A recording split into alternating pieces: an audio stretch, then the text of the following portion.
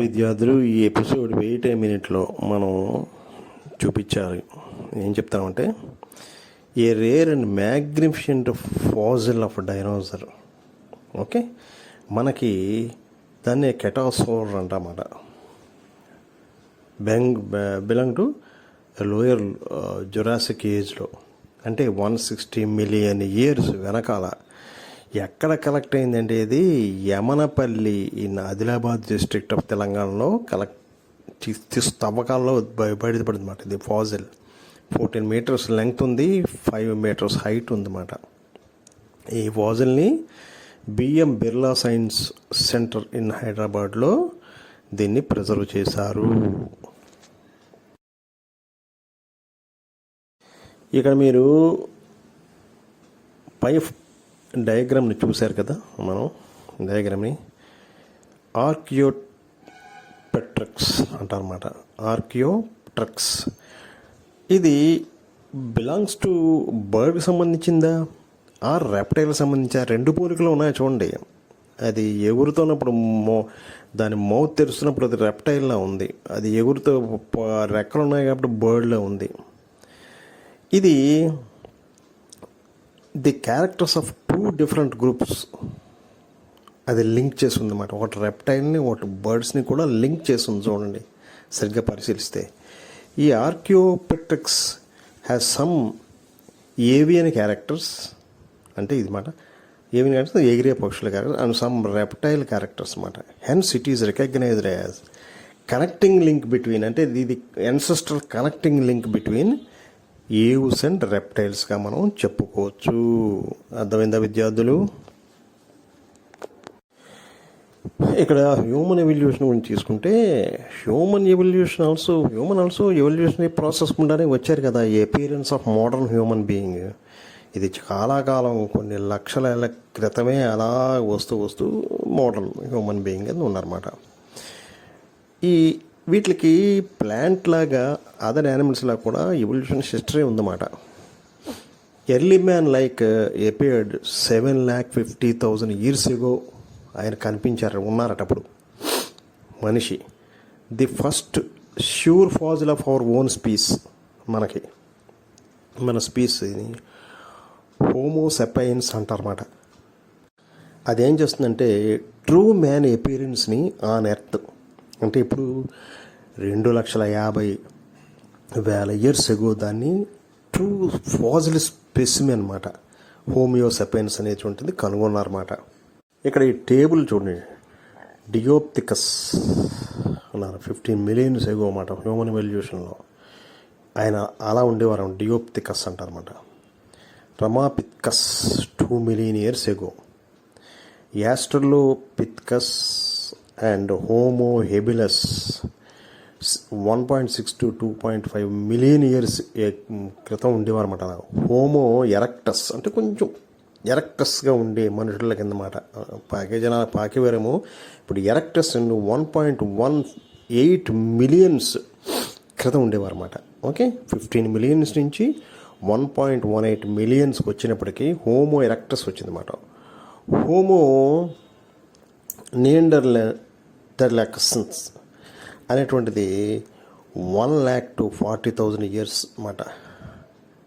నెండర్థెలెన్సిస్, homo నెండర్థెలెన్సిస్ అనేటువంటిది 1,00,000 నుంచి 40,000 years వెనకాలన్నమాట. ఇంకా ముందు మాట. క్రోమాగ్నాన్ అది 15,000 నుంచి 10,000 years అన్నమాట. Homo sapiens modern man. Okay, Homo sapiens గురించి మనం తెలుస్తున్నాం కదా, 2,00,000 నుంచి 50,000 వరకు ఆల్మోస్ట్గా ఓకే నివసించారని మనం చెప్పుకుంటూ ఉంటాం అన్నమాట. ఓకే, హోమోసేపియన్స్ అంటే present man appeared about 10,000 years కింద మనం చెప్పుకుంటూ ఉంటాం అన్నమాట. ఇక్కడ భూమిపై నివసించే మానవులు ముఖ్య లక్షణాల్లో వారి యొక్క లైఫ్ స్టైల్లో అన్నమాట ఎంతో వైవిధ్యం ఉంది అన్నమాట. చాలా కాలంగా ప్రజలందరూ ఈ భూమిపై నివసించే అనేక ఇతర మానవులు, అంటే ఇతర జాతులు గురించి తెలుసుకుంటూ ఉన్నారన్నమాట, డిస్కస్ చేస్తూ ఉంటాం. చర్మం యొక్క రంగును బట్టి నల్లవాళ్ళని తెల్ల జాతిని గుర్తించేవారన్నమాట. ఈ జాతులు రెండు వేరువేరుగా రూపాంతరం చెందాయని చాలా కాలంగా చర్చిస్తున్నారన్నమాట.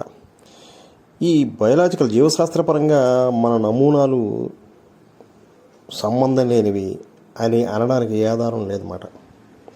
కాబట్టి మానవులందరూ ఒకటే జాతిని, ఒకే మూలాల నుండి పరిణామం. అంతేకాకుండా చాలా సంవత్సరాల నుండి మానవులు ఈ భూమి మీద నివసిస్తున్నారన్నమాట. ప్రస్తుతం మానవ సమాజాలు ఈ భూమి మీద ఎక్కడ నివసిస్తున్నప్పటికీ, ఎక్కడున్నాయన్నమాట, అమెరికాలో ఉన్నా, ఆఫ్రికాలో ఉన్నా, ఎక్కడున్న మానవులంతా ఆఫ్రికా నుండి వచ్చిన వారేనా? అతి పురాతన మానవుడు హోమోసేపియన్స్ ఇక్కడే నివసించినట్లు ఆధారాలు దొరికాయన్నమాట. అర్థమైంది విద్యార్థులు? మన జన్యు అంటే జెనెటిక్ సమాచారం కూడా ఆఫ్రికన్ మూలాలనే సూచిస్తుందన్నమాట. అంటే 2 మిలియన్ సంవత్సరాల పూర్వం ఇక్కడే మానవులు ఉండేవారిని అనుకోవచ్చు కదా. తర్వాత వివిధ కారణాల వలన మన పూర్వీకులు ఆఫ్రికాను వదిలి బయటకు వచ్చారు, కొందరు అక్కడే ఉండిపోయారు అనేటువంటి ఒక సిద్ధాంతం కూడా వెలుగులోకి వచ్చింది.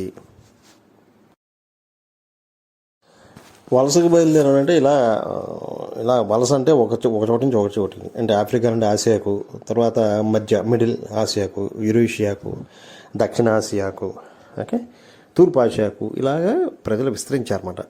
వాళ్ళు కొందరు ఇండోనేషియా దీవుల నుండి వస్తూ ఫిలిప్పీన్స్ మీద ఆస్ట్రేలియా చేరారని, అలాగే బేరింగ్ జలసంధి దాటి అమెరికా చేరుకున్నారని వీరంతా ఇలా మాట అనుకునేవారు. ఆ శాస్త్రం చెప్పిందన్నమాట. వారంతా ఒకే దారిలో లేదా ఒకే కాలంలో వెళ్ళలేదన్నమాట వాళ్ళు. ఓకే, కేవలం ప్రయాణించాలనే నెపంతో మాట, వాళ్ళు వెళ్ళాలనే నెపంతోనే అక్కడికి వెళ్ళలేదు, అక్కడ వలస పోలేదు. అప్పుడు అవసరాలు, కారణాలు వారిని ప్రయాణం చేయాల వాళ్ళని చేసాయన్నమాట. ముఖ్యంగా ముందుకు వెనుక గుంపులుగా, ఒక్కోసారి కొంతమంది వేరువుతూ, గుంపులుగా ఉన్న వేరువుతూ విడిపోతూ ఆఫ్రికా నుండి దూరంగాను ఆఫ్రికాలోని వివిధ ప్రాంతాలకు వెళ్ళిపోయారన్నమాట, ప్రయాణించారు. ఇక లాస్ట్లో మనం చెప్పుకోలేదంటే human being a moving museum అన్నమాట. ఇక్కడ ఏమవుతుందంటే